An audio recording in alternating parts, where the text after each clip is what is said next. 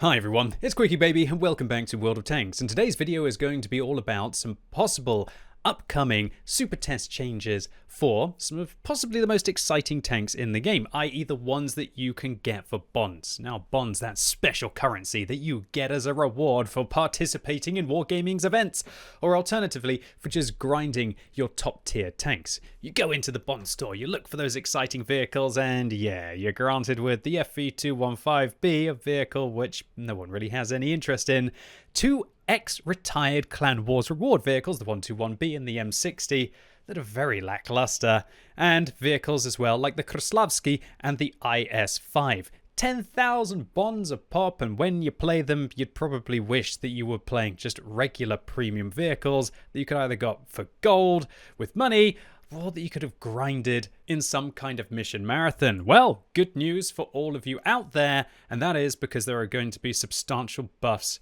to the majority of these vehicles, and also some that you're not able to get your hands on to make them more exciting indeed. Now, while these changes are exciting and Wargaming has gone into detail on some of the vehicles, the first vehicle that we're going to be looking at, the M60, Wargaming are basically saying that there will be complex improvement of the turret armoring.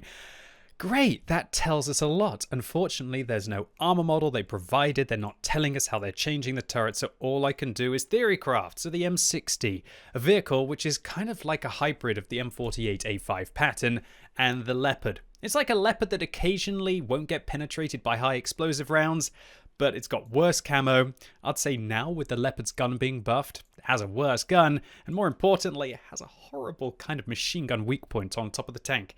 Now, complex turret armor enhancements. Well, if Wargaming just strip off the weak point, that would be interesting.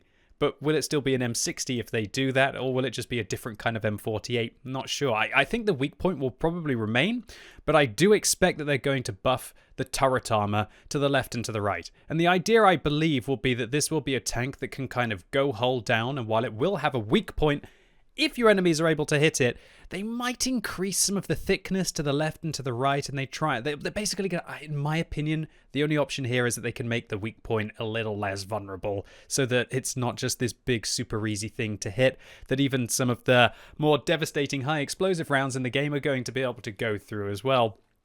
Alright, so that is one of the vehicles which we don't really know too much about, but all of the other ones are fairly self-explanatory.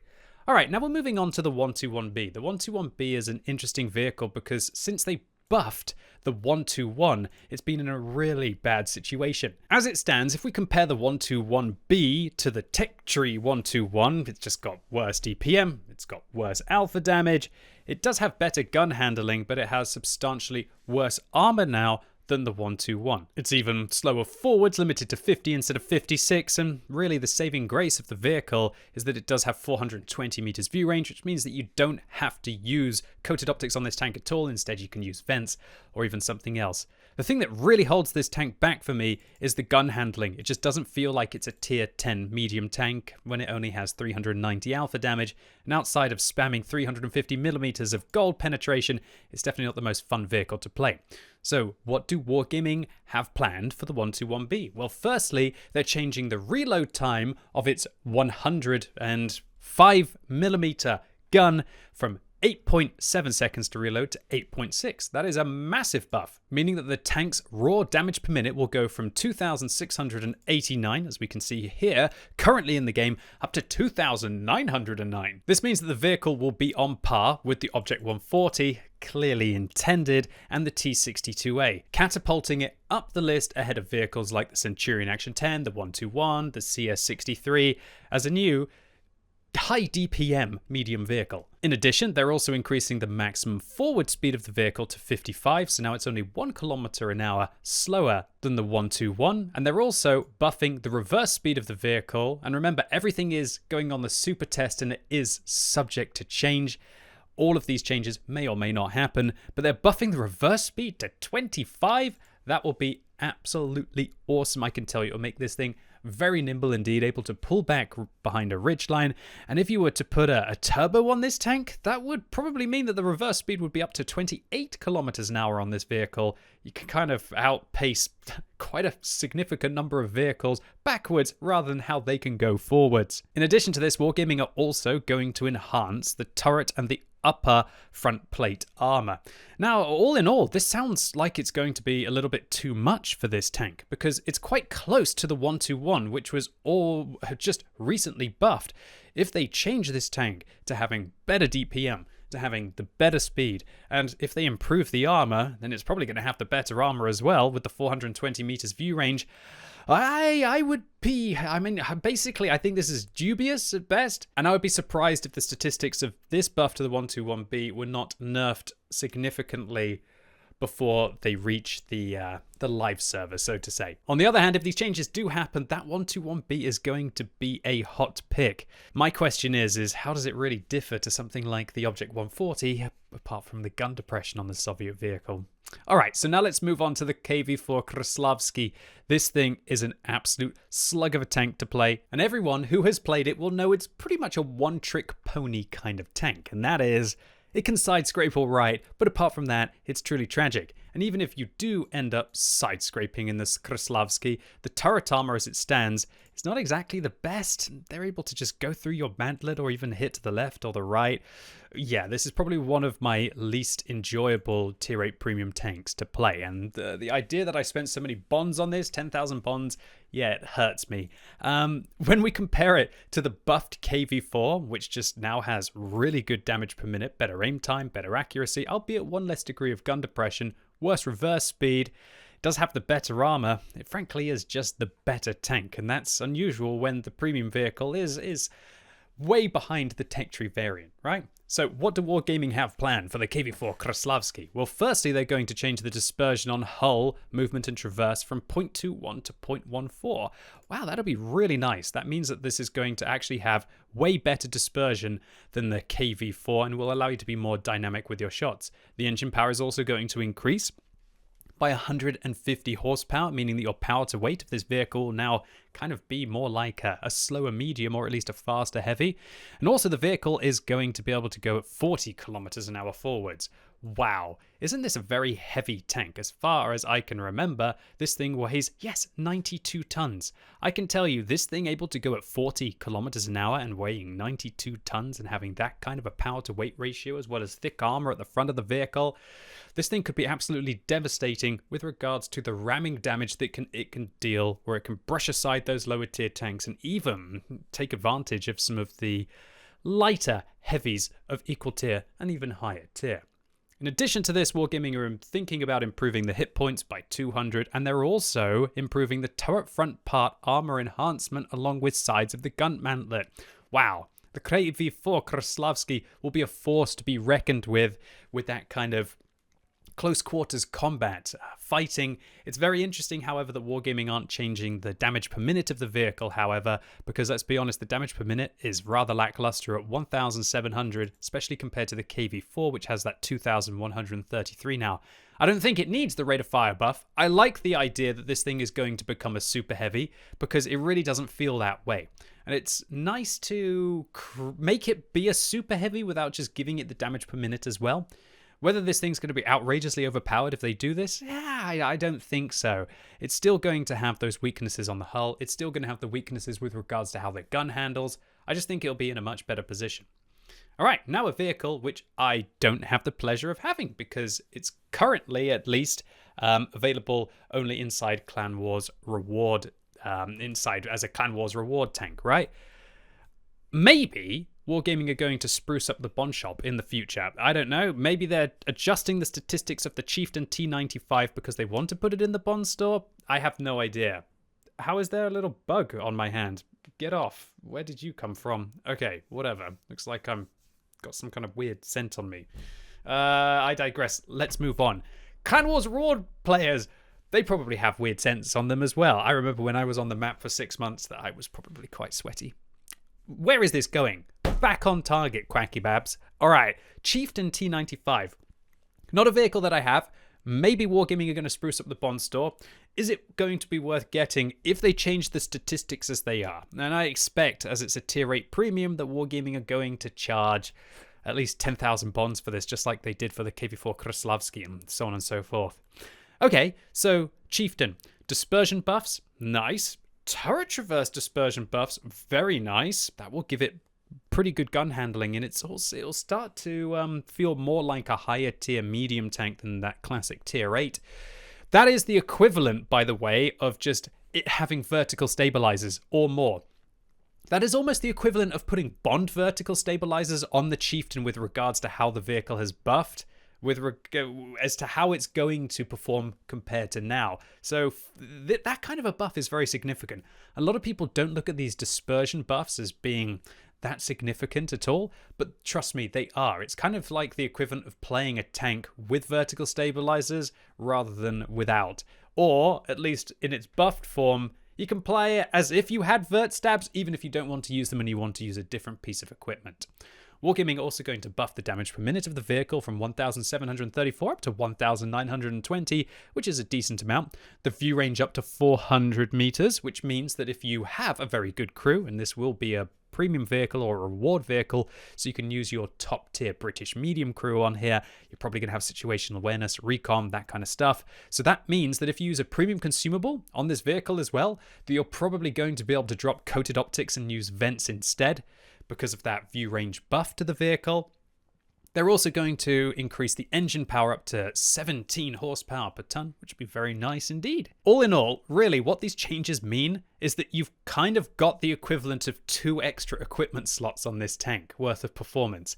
Weird when you think like that. You're going to have vertical stabilizers, even if you choose not to put them on the tank, and you're going to have coated optics, even if you replace them with vents, which of course will make everything about the vehicle better.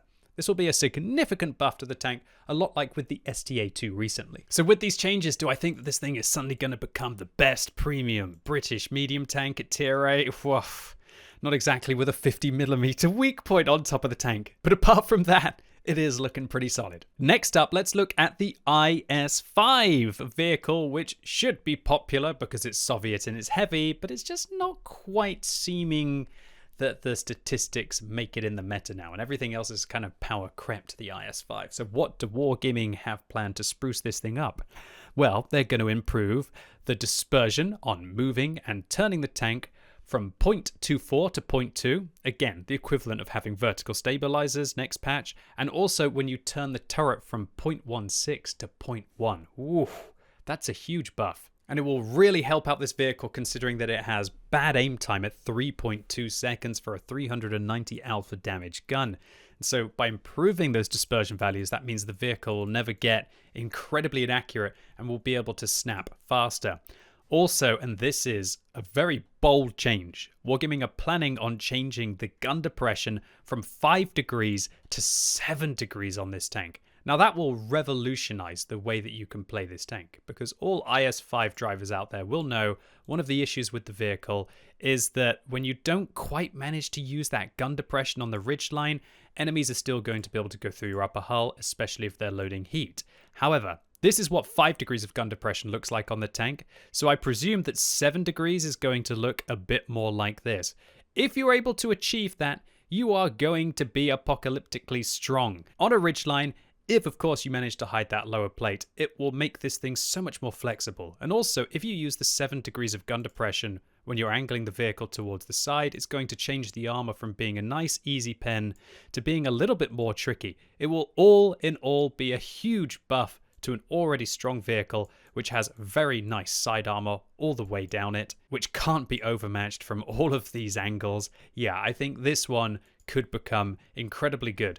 But the issue is that still the rest of the statistics of the tank don't feel particularly wonderful. But I think it's good to have baby steps with a tank like this and not just fully buff it maybe as much as they're doing to the Kreslavskiy, or the Chieftain, which are probably in worse states. All in all, I'll be really looking forward to testing out a vehicle with 7 degrees of gun depression for a Soviet heavy at tier 8. That'll be tremendous with that kind of full tier 9 Soviet upper and turret hull armor. The final tank that Wargaming have on the buffing board is the T93E3, which is a tier 7 American premium medium tank that has good DPM, but oh my lord, that gun. That is a terrible gun for a tier 7 medium tank. But Wargaming aren't planning to change that at all. They're just planning on buffing the dispersion values of the vehicle to make it feel a little bit more dynamic. But let's be honest, for a tier 7 medium tank with 149mm of pen and 190 on its premium rounds, that still doesn't feel too great. Does the vehicle have any armor? Oh my lord, it doesn't even really have any armor. This thing feels like it's a bit more of a meme tank, so to say. But at least with this paltry change from, well, actually no, it's not paltry, it's 0.2 to 0.14 dispersion when moving and turning the hull. This will allow the tank to be a lot more dynamic, but still, even with that impressive rate of fire, I don't think this one's even going to be able to compete with a Comet, and I think that the T20 will still be the superior vehicle. Nevertheless, if you have one of these gathering some dust in your garage, maybe this super test change will be a little bit of fun. And so all in all, big changes to some vehicles that nobody seems to really care about. I guess Wargaming really want bonds to be this desirable currency in the game, and they want these vehicles to be better for it. I personally think it was more fun when they were just as good as tech tree tanks, or maybe even slightly worse than tech tree tanks. And do we really need to have every reward vehicle in the game being kind of as good as a tech tree tank, if not slightly better than a tech tree tank? Because the vehicles can be very convenient with having all of your different crews inside them, which provides a nice big advantage for players. On the other hand, I think these vehicles really did need some love. They're meant to be special tanks. They're meant to be good investments for your bonds to try and encourage you to play at tier 10 or to participate in Wargaming's events to be able to earn these tanks. And so for them to get a little bit of love, which I'll have to wait and see whether I think it's going to be too much. I think they look like they're changes that could make the vehicles more convenient and more fun to play without just catapulting them to being new broken vehicles inside the matchmaker. But, you know, when we're talking about tier 8 Soviet premiums here, we'll have to wait and see. Anyway, ladies and gents, boys and girls, that's it for today. Just to remind you that these aren't guaranteed to come to the game, so don't think that you are going to don't rush to the bond store right now and buy all of these vehicles thinking that they're going to be buffed. While it's quite likely these changes will happen, they're by no means guaranteed, and so maybe wait until they're in the game, or at least on a common test server, before you you throw down the extortionate bond prices that these tanks require. Either way, if you enjoyed the video, make sure you give it a thumbs up. If you hated it, give it a thumbs down. And let me know in the comments what you think about the statistical changes to all of these tanks. Do you think any of them now look absolutely amazing? Do you think any of them haven't been buffed enough? Which ones are you most looking forward to playing? Personally, for me, I think it will be the Kreslavskiy as some kind of a ramming machine, and probably the IS-5 as a 7 degrees of gun depression, super flexible, all-round heavy tank. And finally, a happy holidays to all of you who are celebrating Easter this weekend. Have a great time, whatever you get up to. And yeah, hopefully I'll see you soon.